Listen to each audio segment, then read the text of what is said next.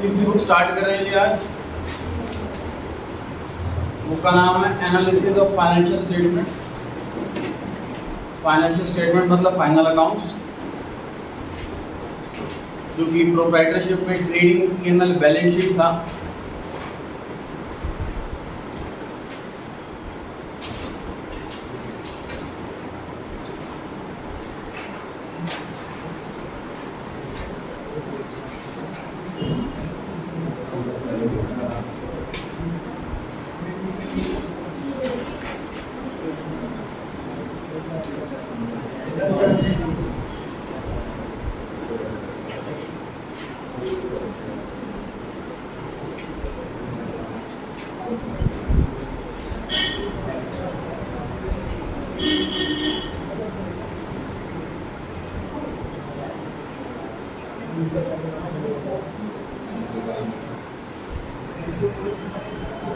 छुट्टी कर रहे हैं आप सब,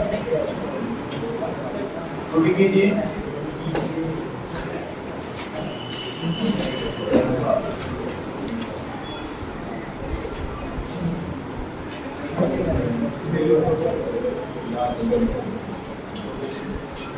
नोट कीजिए, थोड़ा सा आगे नोट कीजिए।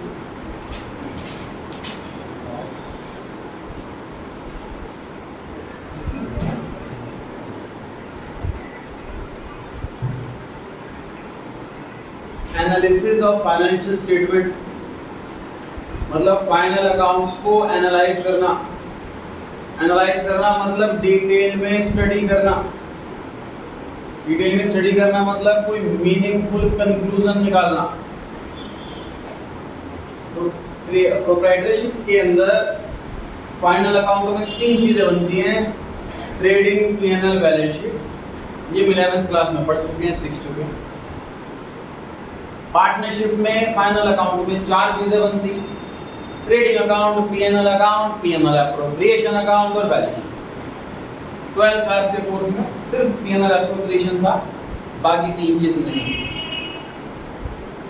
उसके बाद NPO, not for profit organisation, ये चैप्टर डिलीटेड है, नॉलेज पर्पज से लिखा है मैंने कि इसके फाइनल अकाउंट के अंदर दो चीजें बनाई जाती हैं: इनकम एंड एक्सपेंडिचर अकाउंट और बैलेंस शीट। हालांकि चैप्टर ग्रेजुएशन फर्स्ट ईयर में आएगा, तब आप फ्रेश पढ़ेंगे। और आखिरी कंपनी के जब फाइनल अकाउंट्स बनते हैं तो स्टेटमेंट ऑफ P&L, दूसरा बैलेंस शीट और तीसरा कैश फ्लो स्टेटमेंट, ये तीन चीजें बनाई जाती हैं फाइनल अकाउंट के अंदर।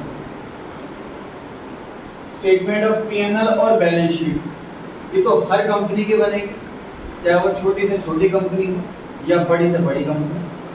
कैश फ्लो स्टेटमेंट सिर्फ बड़ी कंपनी के बनता है। बड़ी कंपनी किसे कहते हैं?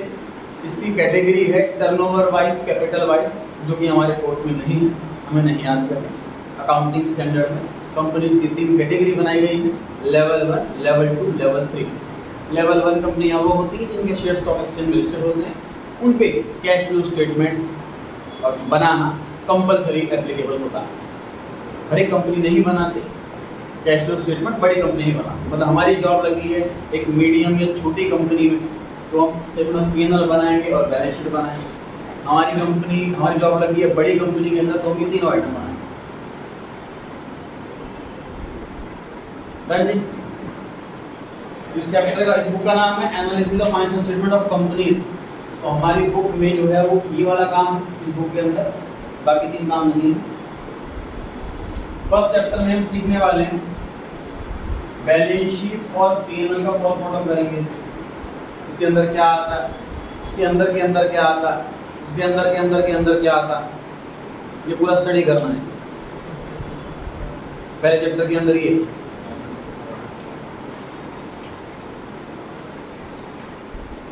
सेकंड चैप्टर थ्योरी है, एक क्लास में खत्म हो जाएगा, अगले क्लास में टेस्ट हो जाएगा। थर्ड चैप्टर डिलीट हो गया।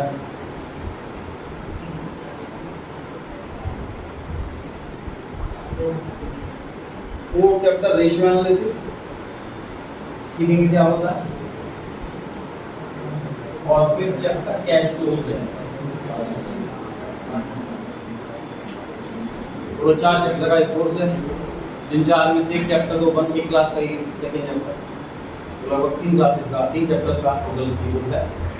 फर्स्ट चैप्टर स्टार्ट कर रहे हैं, इसमें हम बैलेंस शीट और पी&एल सीखेंगे। अभी बैलेंस शीट स्टार्ट कर रहे हैं। नोट कर लिया सबने? रख कर दो। थर्ड चैप्टर डिलीटेड है। हाँ जी, तो मेरे स्कूल में ऊपर आ गया। करा रहे हैं स्कूल में आपको? Yes sir.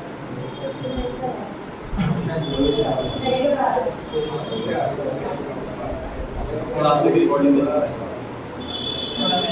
अगर 25 मिनट बच्चों के भी स्कूल में आ रहा होगा तो मैं करा दूंगा।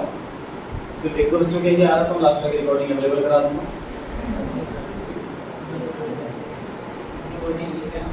बोर्ड पे देखिए ध्यान से।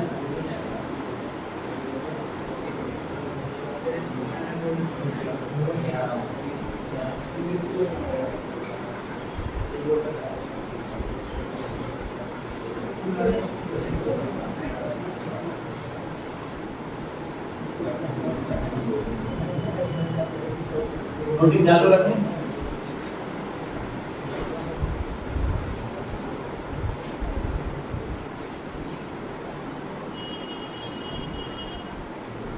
नोटिंग चालू रखें।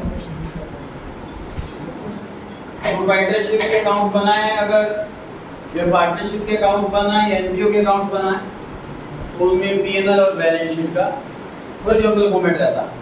Horizontal means left to right. Company के अगर फाइनल अकाउंट बनाए, चाहे पी&एल चाहे बैलेंस शीट, ये वर्टिकल बनाते हैं। Vertical means top to bottom, ऊपर से नीचे। हॉरिजॉन्टल में ऐसे बनेगी, लेफ्ट से राइट गया, और वर्टिकल में नीचे की तरफ।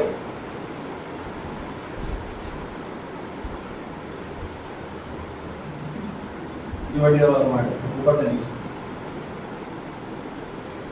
हॉरिजॉन्टल में LHS expense, RHS P&L,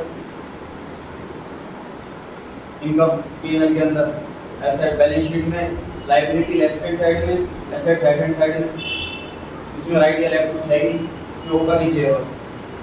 vertical format, company के सारे फॉर्मेट वर्टिकल फॉर्मेट में है।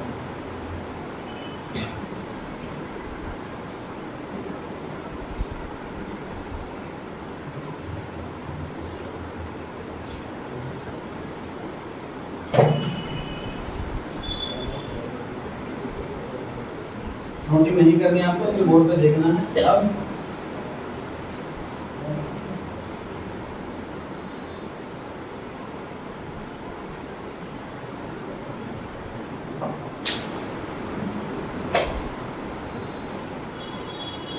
ये कंप्लीट कीजिए लायबिलिटी साइड बैलेंस शीट की।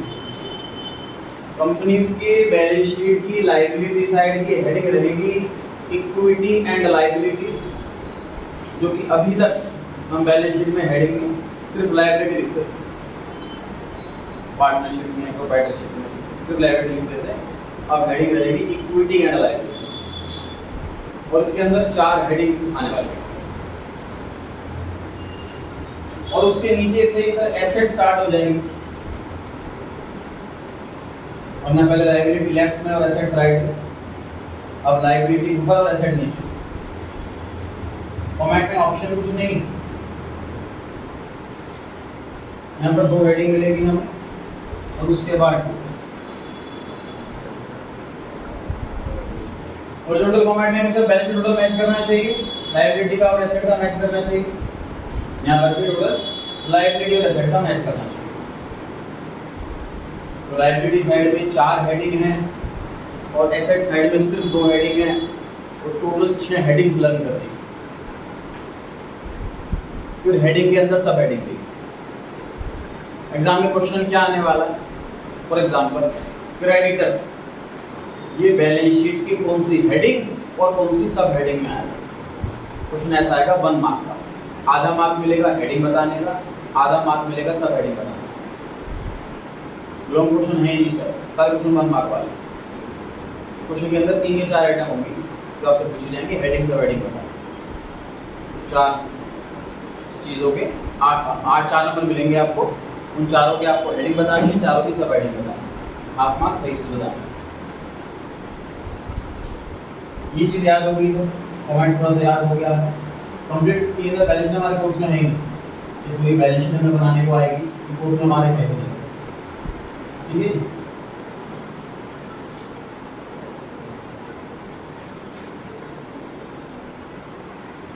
थर्ड शेड्यूल में इसका फॉर्मेट दिया हुआ है। कंपनी एक्ट के अंदर काफी सारे शेड्यूल दे रखे हैं, उसमें फॉर्मेट्स है।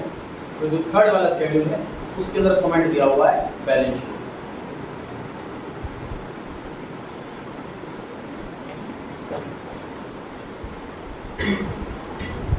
थोड़ा लर्निंग वाला काम है सर, मेरी कोशिश रहेगी याद करवाना आपको आसानी से। पहली heading share holders funds,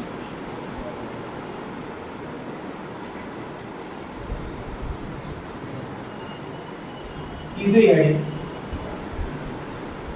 non current liability, और चौथी हेडिंग करंट लायबिलिटी। रिकॉर्डिंग ज़्यादा मुश्किल नहीं है, इन टर्म्स हम पहले पढ़ चुके हैं। शेयर होल्डर्स फंड्स, इसमें शेयर होल्डर्स का सारा पैसा लिखा जाएगा, shares, reserve, non current liability और चौथा करंट लायबिलिटी। करंट लायबिलिटी किसे कहते हैं? जो हमें विद इन 12 मंथ्स पे करना होता है। इससे कुछ क्वेश्चंस पढ़ेंगे, सीखेंगे। जो पेमेंट हमें 12 महीने के अंदर करनी है, चाहे वो क्रेडिटर है चाहे लोन है, वो करंट लायबिलिटी के अंदर है। लॉ के अंदर डेफिनेशन है करंट लायबिलिटी की, which is payable up to 12 month. Law के अंदर डेफिनेशन है नॉन करंट लायबिलिटी की, which is not a current liability.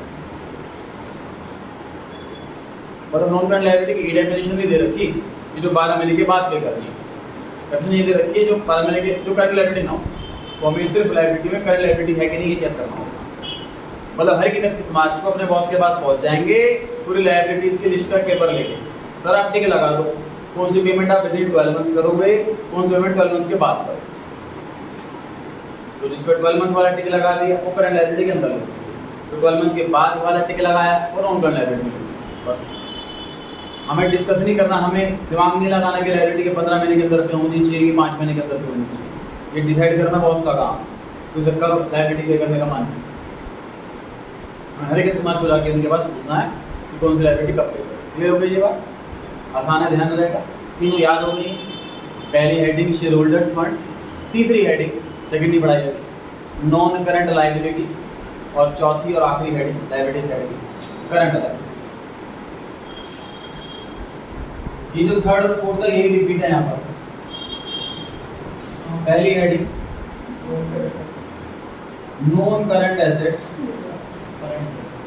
और दूसरी और आखिरी हेडिंग करंट एसेट्स। 6 में से 5 याद हो गई मुझे लग रहा। पहली हेडिंग शेयर होल्डर फंड, तीसरी हेडिंग नॉन करंट लायबिलिटी, चौथी heading current liability. Asset side में पहली हेडिंग नॉन करंट एसेट्स और आखिरी हेडिंग करंट एसेट्स। याद हो गई? बिल्कुल आसान है। इसमें भी सर सेम काम है। अपने 31 मार्च को बॉस के पास चला जाना है सारी एसेट्स की लिस्ट लेकर के। सर कौन कौन सी एसेट आप बेच दोगे 12 महीने के अंदर? Current assets. 12 महीने के बाद तक रखोगे नॉन करंट एसेट। वो कहते हैं बिल्डिंग 5 महीने में बेच दूंगा, वो भी करंट एसेट बन जाएगी बिल्डिंग। ठीक है? नॉन करंट करंट का सिर्फ इतना फर्क है जो कैश में कन्वर्ट हो जाए 12 मंथ के अंदर अंदर, वो current asset.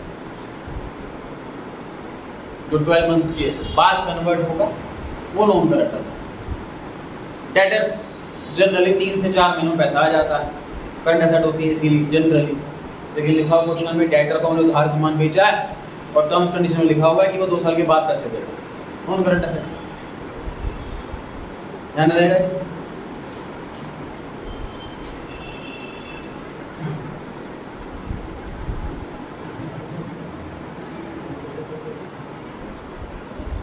Share application money pending allotment. बाकी सब ज़्यादा आसान लग रही थी, थोड़ी सी इसलिए टफ से लगती है, तो लंबा सा नाम आ गया। अनइम्पॉर्टेंट 10 सालों में एग्जाम में कभी नहीं आएंगे, नहीं पल्ले पड़े स्किप कर सकते हो आप, समझाना मेरा काम है। सुनिए सेकंड में हेडिंग कैसी चीज़ है ये सर, हमने कंपनी ने आईपीओ निकाला है जी अपना, और डेट रखी है 29 मार्च से 3 अप्रैल। लोग अप्लाई कर सकते हैं इन डेट में। तो कुछ एप्लीकेशन 29 मार्च को आई होंगी, कुछ एप्लीकेशन 30 मार्च को आई होंगी, कुछ एप्लीकेशन 31 मार्च को आई होंगी, 1 अप्रैल को, फिर 2 अप्रैल को। उसके बाद एक पर्टिकुलर डेट पर हम डिसाइड करेंगे किसको शेयर अलॉट करने हैं, किसको शेयर अलॉट नहीं करने। हो सकता है कि इतने कम एप्लीकेशन आए कि हमें रिजेक्शन हो जाए हमारा अलॉटमेंट और हमें शेयर पैसे वापस करने पड़े। हो सकता है शेयर अलॉट कर भी दें, तो अभी कुछ नहीं पता। इन 2 डेट के बीच आ गई है 31 मार्च, तो इन 3 तारीखों में जो पैसा इकट्ठा हो गया उसको कहाँ लिखते हैं? शेयर होल्डर में नहीं लिख सकते उसको शेयर तो बने ही नहीं, उसके लिए कोई हेडिंग दिख ही नहीं रही, इसलिए ऐसे पैसे के लिए स्पेशल हेडिंग बनानी पड़ी। Share application money pending allotment. Share application money का पैसा आ गया है और अभी तक अलॉटमेंट नंबर पेंडिंग। ऐसे वाला पैसा लिखा जाता है सेकंड हेडिंग के अंदर। बड़ा रेयर केस है इसलिए अनइम्पोर्टेंट। क्लियर हो गई जी बात? ध्यान रहेगा। चलिए 6 टोटल हेडिंग है। लायबिलिटी साइड की 4 हेडिंग, एसेट साइड की 2 हेडिंग। लायबिलिटी साइड की हेडिंग में 4 कौन सी? शेयर होल्डर्स फंड्स, दूसरा share application money pending allotment, तीसरा नॉन करंट लायबिलिटीज और चौथा current liability. Share holders funds पर आते हैं सर। 3 सब हेडिंग है इसकी, कोई सब हेडिंग नहीं। 4 सब हेडिंग, 4 सब हेडिंग।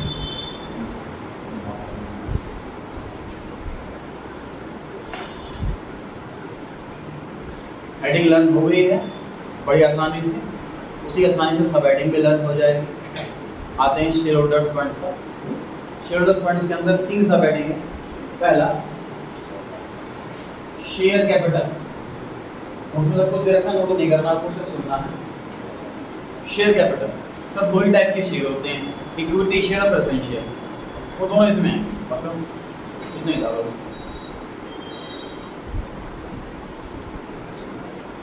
दूसरा रिजर्व्स एंड सरप्लस। समझे इस चीज को? तो पार्टनरशिप में क्वेश्चंस किए हैं आपने, कहा मतलब आपने नहीं किया, मैंने करा, आप नंबर ही नहीं करते। पीएल आपको ध्यान है, कभी कभी यहाँ बैठता है, कभी कभी यहाँ बैठता है। यहाँ बैठता है कब? जब लॉस होता है, और यहाँ बैठता है कब? जब प्रॉफिट होता है।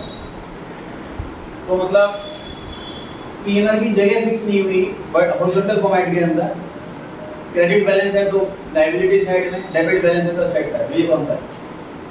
लेकिन कंपनीज में क्या है? कंपनीज में बोला हुआ है पीएनआर को कि तुझे यही बैठना है, चाहे तो प्रॉफिट है चाहे तो लॉस है, चाहे तो डेबिट बैलेंस है चाहे तो क्रेडिट बैलेंस। समझ आ रही है बात? तो लॉस इस बार एसेट साइड में नहीं आएगा।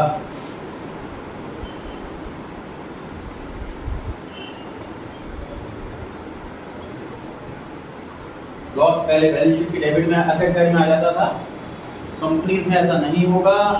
रिजर्व एंड सरप्लस के अंदर प्रॉफिट भी आएगा, रिजर्व एंड सरप्लस के अंदर लॉस भी आएगा। किसी भी टाइप का रिजर्व है, सिक्योरिटी प्रीमियम रिजर्व है, कैपिटल रिडम्पशन रिजर्व है, कैपिटल रिजर्व है, स्टेटमेंट ऑफ पीएनएल का बैलेंस है, किसी भी टाइप का रिजर्व है, सारे रिजर्व की तरह। क्लियर हो गई जी बात? देखो नाम है इसका रिजर्व्स एंड सरप्लस। रिजर्व समझ में आ रहा है कि कोई भी रिजर्व बना रखा तो यही भरा है। सरप्लस का मतलब क्या होता है? प्रॉफिट में से सारे एप्रोप्रिएशंस के बाद जो सरप्लस बच गया उसको नाम देते हैं हम सरप्लस। पीएनएल में सारे एक्सपेंस लेस करने के बाद जो प्रॉफिट आया उसमें से एप्रोप्रिएशंस माइनस करेंगे, उसके बाद भी जो बैलेंस बच गया उसको बोलते हैं सरप्लस। वो भी इधर ही आ रहा है। क्लियर हो गई जी बात? ध्यान रहेगा। तीसरी हेडिंग है जी शेयर वारंट। शेयर वारंट ये भी एक्सेप्शनल केस होता है, कहीं लाखों कंपनी में एक आध केस में होता है, इसलिए अनइम्पॉर्टेंट एग्जाम में कभी आया नहीं। समझाता हूँ सुनिए। तो कंपनी को शेयर इशू कर रहे हैं, लेकिन पैसा ऐसी जगह लगाना है जहाँ पर 4-5 साल तक कोई इनकम नहीं आने वाली। 4-5 साल तक कोई इनकम नहीं आएगी, ऐसी जगह पैसा लगाना है। लेकिन कंपनी अगर शेयर इशू कर देगी तो इन्वेस्टर्स की एक्सपेक्टेशन होंगी डिविडेंड की। कंपनी ने शेयर इशू करवाए हैं, बिजनेस में पैसा लगाएंगे तो कुछ प्रॉफिट होगा तो डिविडेंड मिलेगा, तो डिविडेंड दे नहीं पाएगी कंपनी। लेकिन ऐसी जगह पैसा लगाया 5 साल तक प्रॉफिट ही नहीं होगा। वैसे में कंपनी क्या करती है, कंपनी कहती है कि हम शेयर वारंट इशू कर रहे हैं। ये क्या होता है, आप पैसे ले जाओ और आपको एक पेपर पे लिख के देंगे कि आपको 5 साल बाद शेयर इशू करेंगे। मतलब शेयर वारंट एक पेपर है, वो कोई शेयर नहीं है, इक्विटी शेयर नहीं है, प्रेफरेंस शेयर नहीं है, डिवेंचर नहीं है, कोई लोन नहीं है। एक कंपनी की कमिटमेंट है कि आपको मैं पेपर दे रहा हूँ आपसे पैसे लेकर के, तो आज से एक फिक्स टाइम के बाद 5 साल या 10 साल के बाद आपके नाम पे शेयर इशू होंगे। तो इससे फायदा क्या होगा, जब 5 साल तक इन्वेस्टर के पास शेयर ही नहीं है तो डिविडेंड एक्सपेक्टेशन कोई है नहीं, क्योंकि शेयर ही नहीं है। तो 5 साल के बाद उसको शेयर वारंट वापस करके शेयर सर्टिफिकेट मिलेगा, तब वो शेयर होल्डर बनेगा, तब उसे डिविडेंड मिलेगा। कंपनी चीप रेट पे इशू करती है शेयर वारंट, तभी इन्वेस्टर अट्रैक्ट होते हैं, वरना 5 साल के लिए कौन अपना पैसा ब्लॉक करेगा। किसी कंपनी का शेयर मान लीजिए मार्केट में 500 रुपये का चल रहा है और शेयर सर्टिफिकेट कंपनी इशू कर रही है 250 रुपये, 250, तो सामने वाले को पता है कि मैं 250 रुपये दे करके शेयर वारंट ले रहा हूँ, तो आज से 5 साल के बाद उनको शेयर मिल जाएगा, पैसा डबल हो जाएंगे, शेयर 500 रुपये का, तो 5 साल बाद तो शेयर प्राइस और बढ़ सकता है उस शेयर का। तो शेयर वारंट वाला पैसा वो आता है इसकी तीसरी हेडिंग के अंदर। तो हमने क्या याद करा जी अभी तक, शेयर होल्डर्स फंड के अंदर टोटल 3 सब हेडिंग है। पहला शेयर कैपिटल, दूसरा रिजर्व्स एंड सरप्लस, और तीसरा शेयर वारंट। एक बार देखते हैं बुक से।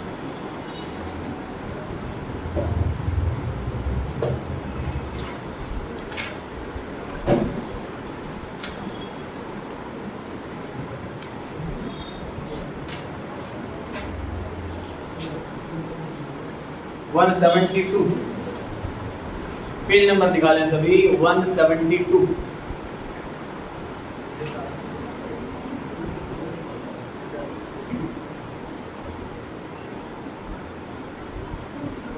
ऊपर लिखा हुआ है balance sheet as per schedule 3 part 1। ये आपको शेड्यूल नंबर 3 याद करना है, एग्जाम में आ सकता है। शेड्यूल का नंबर बताओ।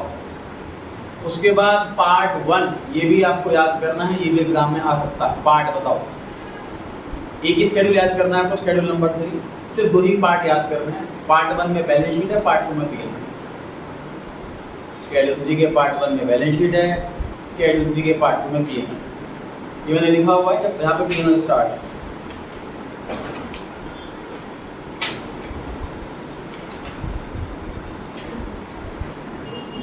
वापस आ जाते हैं जी 172 पेज पर। सबसे पहले हेडिंग इक्विटी एंड लायबिलिटीज, उसके अंदर चेक कर सकते हो सर 4 हेडिंग है। पहली हेडिंग शेयर होल्डर्स फंड्स है, दूसरी heading share application money pending allotment है, मैंने ब्रैकेट में इंपॉर्टेंट भी लिख दिया है। तीसरी हेडिंग नॉन करंट लायबिलिटीज है, और चौथी हेडिंग करंट लायबिलिटी। 4 हेडिंग है टोटल एस लायबिलिटीज हेडिंग। ठीक है, आते हैं पहली हेडिंग पर शेयर होल्डर्स फंड्स। इसके अंदर कितनी सब हेडिंग है? 3 सब हेडिंग है। पहली शेयर कैपिटल, दूसरी रिजर्व्स एंड सरप्लस, और तीसरी money received against share warrants. हाँ जी सर, आपने तीसरा बताया था, बात है कि मतलब 4 से बाद पैसे ले कंपनी नहीं, पैसे कम इन्वेस्टर से अभी ले लेंगे। हाँ, मतलब कंपनी कौन से में पैसा लगाएगी, मतलब 4 से बाद कंपनी किसी मतलब पैसा लगाएगी, मतलब 4 से बाद पैसा देगी। किसी ऐसी कंपनी से फैक्ट्रियाँ होती है ना, फॉर एग्जाम्पल का मॉल ही बन रहा है, तो मॉल बनने में 2-3 साल लग जाते हैं।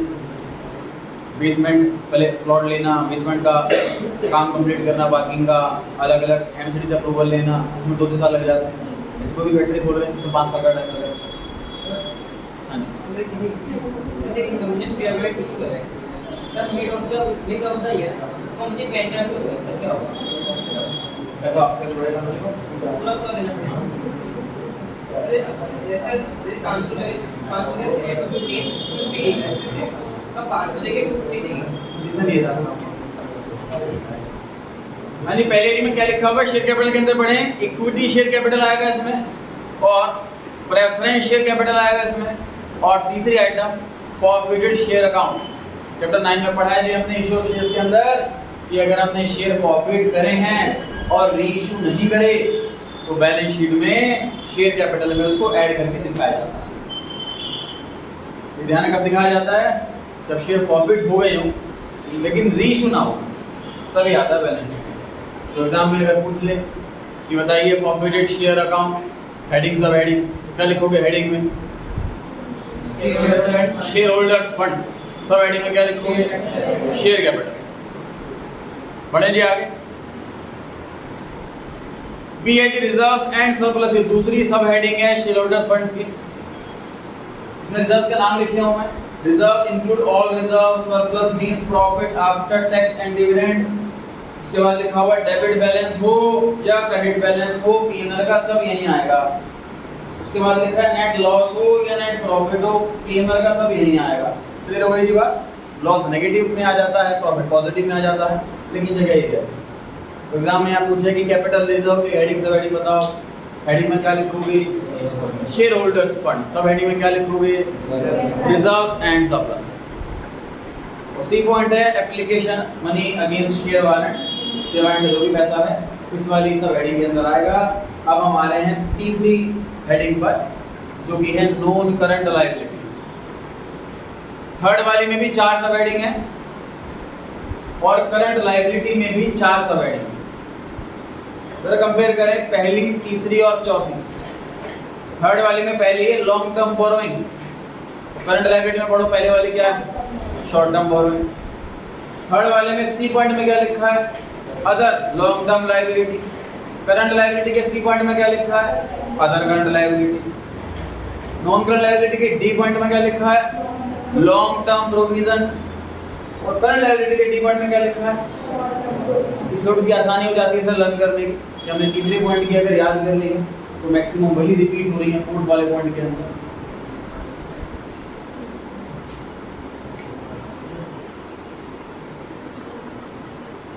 लॉन्ग टर्म बोरोइंग,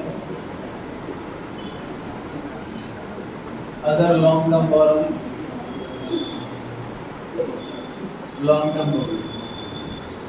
समझे कि सर पहले और तीसरे पॉइंट में क्या फर्क है, समझने की कोशिश करें। बहुत माइनर सा डिफरेंस है लेकिन एग्जाम में गलत हो जाएगा। सुन लीजिए क्या डिफरेंस है। पहले पॉइंट का नाम है लॉन्ग टर्म बोरोइंग, तीसरे पॉइंट का नाम है अदर लॉन्ग टर्म लायबिलिटी। क्या फर्क है इसमें। पहली बात तो ये हेडिंग के अंदर की क्या मतलब क्या है लॉन्ग टर्म लायबिलिटी का मतलब कि हमें किसी के पैसे देने हैं और हम 12 महीने से भी ज़्यादा टाइम लगाने वाले हैं रीपे करने, तभी इस हेडिंग के अंदर आ रहे हैं। ये चीज़ क्लियर हो पा रही है सबको। हम पढ़ रहे हैं थर्ड हेडिंग, इसका नाम है नॉन करंट लायबिलिटी। कोई भी आइटम नॉन करंट लायबिलिटी में तभी आएगी जब उसकी पेमेंट का टाइम 12 महीने से ज़्यादा लंबा है। तो चाहे ए, चाहे बी, चाहे सी, चाहे डी, चारों की पेमेंट 12 महीने के बाद होगी। ये सबको क्लियर है। चारों की ही पेमेंट 12 महीने के बाद होगी, तभी इस हेडिंग के अंदर बैठेंगे। अब देखिए पहले और तीसरे में क्या फर्क है। सर मुझे मैंने मान लीजिए मैंने इसको उधार लिए पैसे और 4 साल बाद देने, लॉन्ग टर्म बोरोइंग। मैंने इनसे उधार नहीं लिया लेकिन मेरे को इनको पेमेंट करनी है 4 साल बाद, तो यहाँ है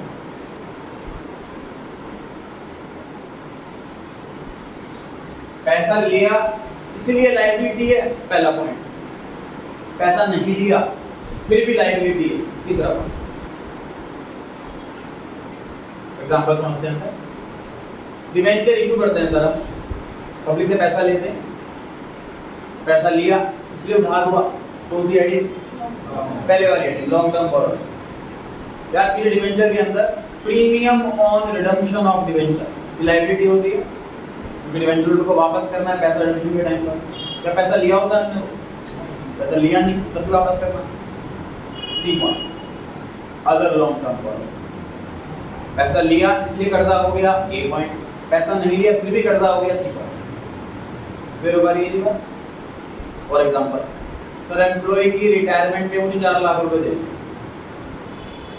लॉन्ग टर्म है, कर्जा तो नहीं लिया एम्प्लॉय से, सी पॉइंट ध्यान रहेगा। एग्जाम्पल्स बहुत करने वाले हैं, क्वेश्चन बहुत करने वाले हैं। अगर जो हेडिंग हेडिंग समझ रहे हैं तो क्वेश्चन की प्रैक्टिस भी करेंगे, कम से कम 100 क्वेश्चन करेंगे जी सर, बैलेंस शीट के मिला करके। डिफरेंस क्लियर हो गया जी। लॉन्ग टर्म बोरिंग में कब आएगा? जब एक्चुअल में पैसा लिया है। सी पॉइंट में कब आएगा? जब एक्चुअल में पैसा नहीं लिया। ठीक। चौथा पॉइंट, लॉन्ग टर्म प्रोविजन, समझिए इस चीज को।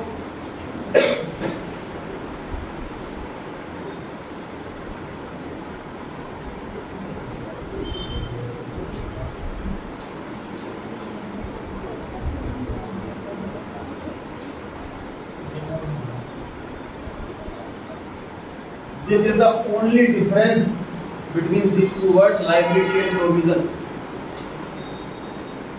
लाइबिलिटी और प्रोविजन, इन दो वर्ड में सिर्फ फर्क इतना ही है कि लाइबिलिटी में हमें एग्जैक्ट अमाउंट पता होता है। प्रोविजन एक ऐसी लाइबिलिटी है इसमें पेमेंट करनी है, ये तो पता है, लेकिन एग्जैक्ट अमाउंट नहीं पता कितनी पेमेंट करनी।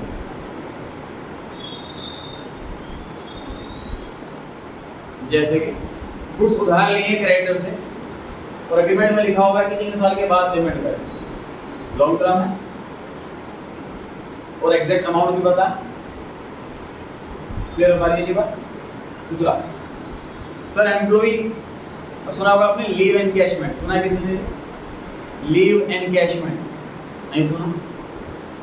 चलिए सुन लिए आज। एनकैश मतलब क्या होता है? कैश में कन्वर्ट करना।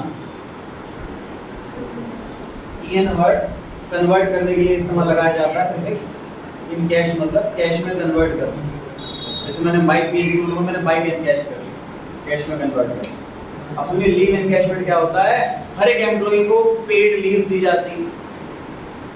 एग्जांपल मान लेते हैं महीने में 2, मान लीजिए एम्प्लॉय की जॉब लगी है 30,000 रुपये महीने की, उसे बोला हुआ महीने में 2 छुट्टियां कर सकते हो, आपको जरूरी काम हो छुट्टियां कर सकते हो, आपकी सैलरी नहीं कटेगी।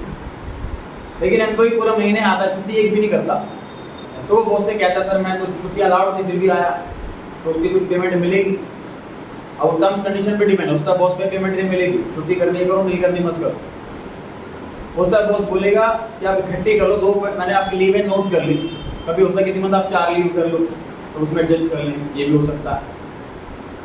कुछ हो सकता है कि बॉस बोलेंगे कि साल के एंड में कैलकुलेट कर लें कितने आपने लीव नहीं ली, 30,000 रुपये महीना सैलरी 1,000 रुपये रोज की होगी, तो साल में आपने सपोज 14 लीव्स नहीं ली, 14,000 रुपये आपको एक्स्ट्रा मिल जाएगा। समझ आ रही है बात? मेजॉरिटी कंपनी में रिटायरमेंट का मिलता है। क्यों रिटायरमेंट मिलता है सुन लीजिए। हर साल सैलरी बढ़ती है, मान लीजिए अभी सैलरी 30,000 रुपये, रिटायरमेंट होगी 60 साल की एज में, तब तक शायद सैलरी 2-3 लाख रुपए हो जाएगा, तब मिलेंगे 3 लाख रुपए के हिसाब से पैसे। अभी लेंगे तो मिलेंगे 30,000 के हिसाब से। समझ रहे हैं आप? इस साल की जो मेरी इकट्ठी हो गई, मैं इस साल पैसे लूंगा तो इस साल की सैलरी के हिसाब से पैसे मिलेंगे मेरे को, पर डे सैलरी जो भी है। अगर मैं उसको इकट्ठा कर नोट करवा लूँ जी मैं 14 साल की हो गई, नेक्स्ट ईयर 18 लीव हो गई, नेक्स्ट ईयर 17 लीव हो गई, इकट्ठे नोट कराता रहूँगा, और रिटायरमेंट के टाइम पर तो मेरे पास सब 200 लीव हो गई इकट्ठे, और मेरी पर डे सैलरी सपोज 5,000 रुपये उस टाइम, 5,000 × 200 कितना पैसा मिल जाएगा। समझ आ रही है बात? एग्रीमेंट में लिखा होता है पेमेंट कब करनी है। कंपनी वाले भी चाहते हैं लेट पेमेंट करें, जितना लेट पेमेंट हो उतना अच्छा, क्योंकि कंपनी को पैसे की होती, कंपनी तो लोन नहीं रही होती बैंक को, जितना पेमेंट दिया उतना अच्छा। तो सुन लीजिए बात, टॉपिक क्यों डिस्कस हो रहा है यहाँ पर। पैसा रिटायरमेंट में देना है एम्प्लॉय को, शॉर्ट टर्म पेमेंट नहीं लॉन्ग टर्म पेमेंट है। एग्जैक्ट अमाउंट देना पता है किसी को? तब तक कितनी लीव लेगा पता ही नहीं, लॉन्ग टर्म प्रोविजन के अंदर आएगा। पेमेंट लॉन्ग टर्म की है और एग्जैक्ट अमाउंट नहीं पता, लॉन्ग टर्म प्रोविजन।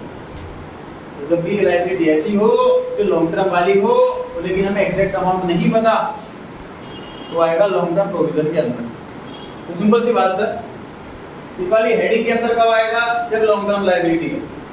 उसके बाद क्या चेक करना है आपको कि पेमेंट कंफर्म्ड है कि एस्टिमेटेड है। एस्टिमेटेड है तो लॉन्ग टर्म प्रोविजन, कंफर्म्ड है तो चेक करो पैसे लिए थे कि नहीं लिए थे।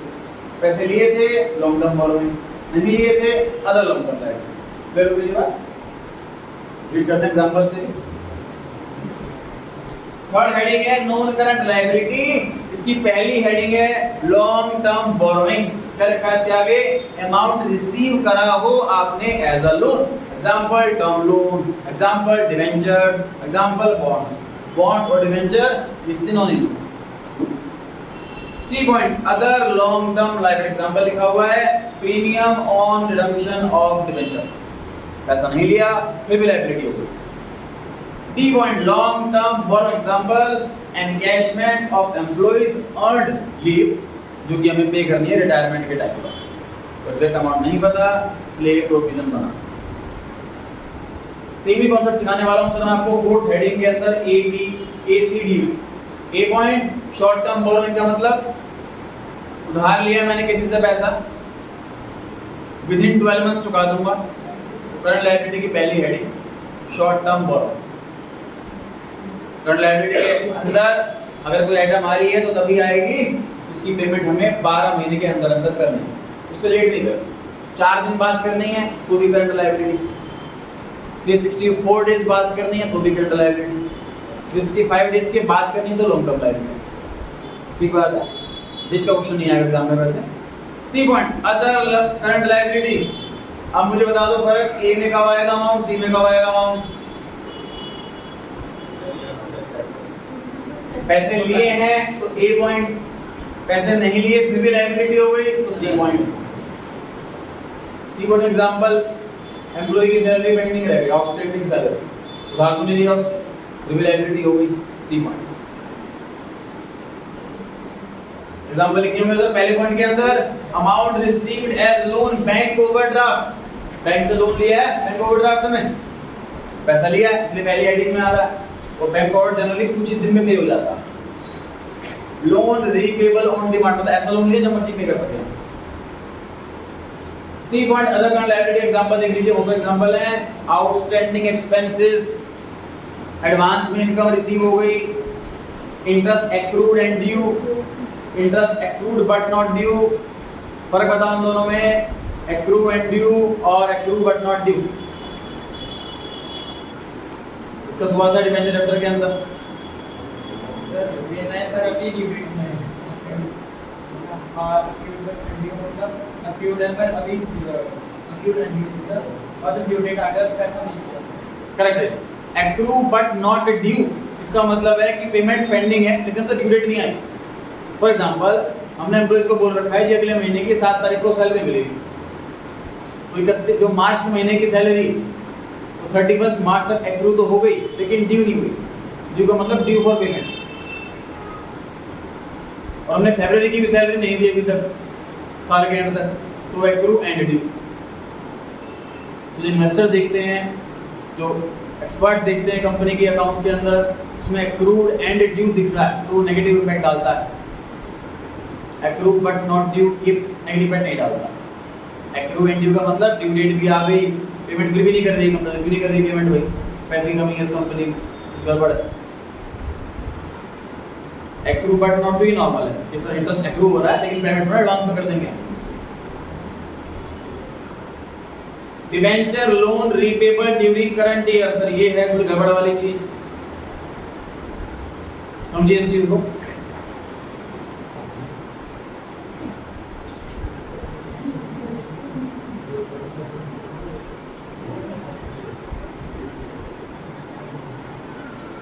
ध्यान से देखिए कोड पर। सर 1 जुलाई 2003 में लोन लिया कंपनी ने 10 लाख का 3 साल के लिए, तो रीपे कब होने वाला है?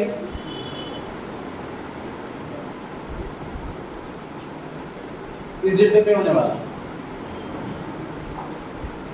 1 जुलाई 2013 को लोन लिया, 3 साल के लिए लोन लिया, तो पे कब होगा? इस डेट के 3 साल के बाद, इस डेट पर। इसके बीच में बैलेंस शीट आने वाली है सर 3 दिन, 31 मार्च 14, 31 मार्च 15 और 31 मार्च 16। ये डेट आने वाली है 3 दिन बैलेंस शीट। बताइए जी, हेडिंग सब हेडिंग बताइए पहले वाली बैलेंस शीट में। Sir long term borrowing heading बताइए पहले। नॉन करंट लायबिलिटी, अब हेडिंग बताइए लॉन्ग टर्म बोरोइंग, क्योंकि हमने उधार लिया है पैसा, इसलिए पहली वाली हेडिंग के अंदर आएगा लॉन्ग टर्म बोरोइंग। सही है। 31 मार्च 50 किस बैलेंस शीट में बताई गई थी हेडिंग सब हेडिंग? सेम आंसर है सर, नॉन करंट लायबिलिटी, क्योंकि 1.5 साल करीब 15 महीने बाकी है पेमेंट करने लॉन्ग टर्म। 31 मार्च 16 करंट लायबिलिटी क्यों बन गई नॉन करंट से? क्योंकि अब सिर्फ 3 महीने बाकी हैं पेमेंट करने में। इसका मतलब ऐसा हो सकता है कोई आइटम कई सालों से नॉन करंट वाले में बैठी हुई है, वो अपने आखिरी साल में करंट में बैठ जाएगी। क्लियर हो गई बात? क्योंकि 3 महीने बाकी है। हर आइटम पे हमें हर साल उसकी ड्यूरेशन चेक करनी है। नहीं कि बहुत से पूछिए वैलिडिटी कब तक करोगे, 10 साल बाद, 10 साल इसको वहीं फिक्स कर दिया। हमें हर साल चेक करनी है हर लायबिलिटी का टाइम। सब है। शॉर्ट टर्म अब इसमें सर कंफ्यूजन है। शॉर्ट टर्म बोरोइंग ऑप्शन आ रहा है और दूसरा अदर करंट लायबिलिटी का ऑप्शन आ रहा है। तो एक्चुअली क्या कराएंगे सर, शॉर्ट टर्म बोरोइंग सही है, क्योंकि सर बोरोइंग है तो पैसा लिया है हमने, तो बोरोइंग में आना चाहिए। लेकिन आंसर अदर करंट लायबिलिटी। वजह सुनिए क्या है, लॉजिक क्या है। सर शॉर्ट टर्म बोरोइंग की जो डेफिनेशन लिखी है कंपनी एक्ट के अंदर, वो लिखी है जो भी लोन हमने लिए हैं 12 महीने तक के लिए, वो लोन शॉर्ट टर्म बोरोइंग में आएंगे। शॉर्ट टर्म बोरोइंग की जो डेफिनेशन है वो ये लिखी हुई है कि जो भी लोन हमने लिए 12 महीने तक के लिए, वो शॉर्ट टर्म बोरोइंग में है। और ये वाला लोन ओरिजिनली 12 महीने से ज़्यादा का लिया हुआ था, इसलिए शॉर्ट टर्म बोरोइंग में नहीं आएगा, अदर करंट लायबिलिटी में आएगा। इसके एग्जाम में क्वेश्चन आते हैं काफ़ी, तो गलतियाँ होती हैं इसमें, ध्यान रहे। अगर कोई आइटम लॉन्ग टर्म बोरोइंग से करंट लायबिलिटी में आ रही है तो वो शॉर्ट टर्म बोरोइंग में नहीं आएगी, अदर करंट लायबिलिटी में। ध्यान रहेगा, रीड कीजिए एक बार, अंडरलाइन करें इसको। Debenture oblique loan repayable during current year. तो डिवेंचर तो जनरली लॉन्ग टर्म वाले होते हैं, तो ये नॉन करंट लायबिलिटी के लॉन्ग टर्म बोरोइंग में आते हैं, लेकिन ये करंट ईयर में पे होने वाले हैं, तो इसलिए लॉन्ग टर्म से बैठ करके शॉर्ट टर्म में आ रहे हैं। क्योंकि शॉर्ट टर्म में जब आएंगे शॉर्ट टर्म बोरोइंग में नहीं आएंगे, अदर करंट लायबिलिटी में आएंगे। यहाँ बड़ा फोकस करने वाला पॉइंट है। उसके बाद देखिए जी अनपेड डिविडेंड, ये क्या चीज़ सुनते हैं सर? कंपनी ने डिक्लेयर कर दिया है जी डिविडेंड, हर एक शेयर पे 10 रुपए का डिविडेंड मिलेगा, जो जिसके पास जितने भी शेयर्स हैं मल्टीप्लाई बाय 10 रुपये, जितना पैसा ले जाए। लेकिन कुछ लोग पैसा लेने नहीं आए, तो हमें वेट करना होगा। उस पैसे को बोला गया अनपेड डिविडेंड, जो अभी तक पे नहीं हुआ। As per SEBI norms company को 7 साल तक वेट करना। वो इन्वेस्टर कभी भी आ सकता है कि जिसमें डिविडेंड के पैसे रह रहे थे, आपको डिक्लेयर करने के 7 साल तक वेट करना होगा कंपनी को। 7 साल के बाद भी नहीं आया, कंपनी के मजे नहीं आए, पैसे लेने नहीं आया, तो हम यूज़ कर लेंगे उसको, नहीं, वो सेबी को रिटर्न करना होगा। इन्वेस्टर प्रोटेक्शन फंड में वो पैसा जाएगा, इन्वेस्टर्स की अवेयरनेस के लिए, उनकी प्रोटेक्शन के लिए उसमें एक्टिविटीज़ होती रहती हैं, उस फंड में वो पैसा जाएगा अगर डिविडेंड का पैसा इन्वेस्टर लेने नहीं आता है। सर अगर 7 साल की वेटिंग है तो एक करंट लायबिलिटी में क्या कर रहा है? आंसर दीजिए कोई। करेक्ट, पेमेंट तो अभी करनी है सर, वो तो अगले दिन भी आ सकता है, वो तो नेक्स्ट डे भी आ सकता है। लॉन्ग टर्म लायबिलिटी में ऐसी लायबिलिटी आती है जो कंफर्म 12 महीने के बाद करनी है, कंफर्म्ड 12 महीने के बाद करनी है, ऐसी लायबिलिटी आती है नॉन करंट लायबिलिटी के अंदर। और अनपेड वाली डिविडेंड वाली लायबिलिटी 2 दिन बाद, 4 दिन बाद, 8 दिन बाद कभी भी पे करनी पड़ सकती है, इसलिए करंट लायबिलिटी के अंदर आता है। उसके बाद लिखा है जी कॉल्स इन एडवांस। एडवांस में पैसा मिल गया है इन्वेस्टर से, हमने सेकंड कॉल मंगाई नहीं, फिर भी उसने पैसा दे दिया। ध्यान से देखो, यहाँ पे मिस्टेक होने वाला पॉइंट है वो बच्चे, कॉल्स इन एडवांस को शेयर कैपिटल के अंदर लिख के आते हैं। दूसरे शेयर से जो पैसा आए तो एडवांस में मिल गया तो शेयर कैपिटल में लिखना चाहिए, लेकिन शेयर कैपिटल में नहीं लिखते हैं। वजह समझिए क्या है। तो शेयर कैपिटल में जितना भी अमाउंट होता है ना, हमें उस पर डिविडेंड देना होगा। अगर किसी शेयर होल्डर ने एडवांस का पैसा दे दिया, उसको हमने शेयर कैपिटल का पार्ट मान लिया, तो उस पर डिविडेंड देना पड़ जाएगा। इसलिए इसको करंट लायबिलिटी ट्रीट करते हैं और करंट लायबिलिटी का अदर लायबिलिटी लेते हैं। Interest on calls in advance, अगर इंटरेस्ट पेंडिंग या आउटस्टैंडिंग है तो वो भी इधर ही आएगा। Next short term provision. Again क्या फर्क है जी प्रोविजन में और लायबिलिटी में? अमाउंट एस्टिमेटेड है, एग्जैक्ट नहीं पता, तब शॉर्ट टर्म प्रोविजन बनेगा। Example provision for tax, next year पे करना होता है कुछ ही महीने के अंदर अंदर। टैक्स को प्रोविजन क्यों वर्ड बोला हुआ है? सर इंडिया में कॉन्सेप्ट है सेल्फ असेसमेंट का, मतलब गवर्नमेंट कह रही है कि हमारे पास इतने एम्प्लॉइज नहीं हैं कि घर घर आकर के आपकी इनकम कैलकुलेट करें, टैक्स कैलकुलेट करें। आप अपने अंदाजे से अपनी इनकम कैलकुलेट करो, टैक्स कैलकुलेट करो, टैक्स भर दो। फिर हमारा स्टाफ रैंडम बेसिस पर कुछ अकाउंट्स देखेगा और जिस पर डाउट लगेगा उसको नोटिस भेजेगा, तब आपका टैक्स बढ़ भी सकता है और घट भी सकता है। अगर घटेगा तो रिफंड दे दिया जाएगा टैक्स का, बढ़ेगा तो नोटिस भेज दिया जाएगा कि और टैक्स बढ़ो। इसीलिए जब हम टैक्स भरते हैं उसको हम उस टाइम तो प्रोविजन ही बोलते हैं, क्योंकि एग्जैक्ट कितना निकल करके आएगा वो हमें नहीं पता। अगर साल कंप्लीट हो गया कोई नोटिस नहीं आया तो वो एग्जैक्ट अमाउंट माना जाएगा। ठीक है, इसे टैक्स के साथ प्रोविजन वर्ड लगा। दूसरा लिखा हुआ है कि प्रोविजन फॉर एम्प्लॉइज बेनिफिट।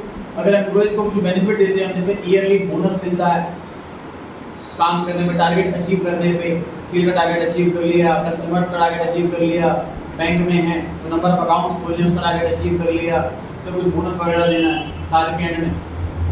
अब साल के एंड में कितना बोनस बनेगा, साल के एंड में पता लगेगा वो कितने अकाउंट्स खोले, कितने सेल करे, एग्जैक्ट अमाउंट नहीं पता हमें, इसलिए यहाँ पर लिखा हुआ।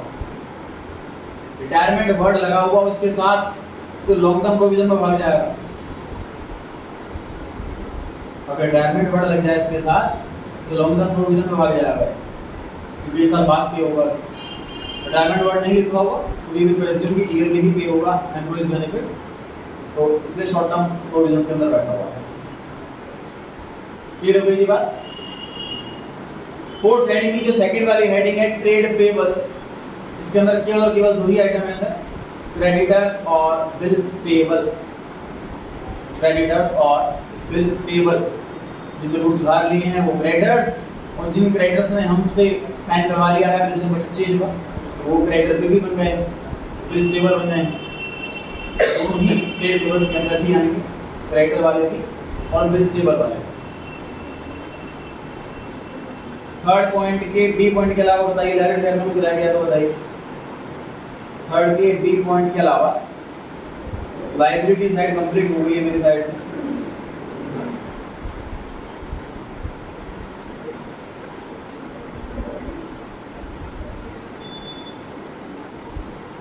चलिए जितना करते हैं आज के लिए रिवाइज करके आना, अच्छे से याद करके आना।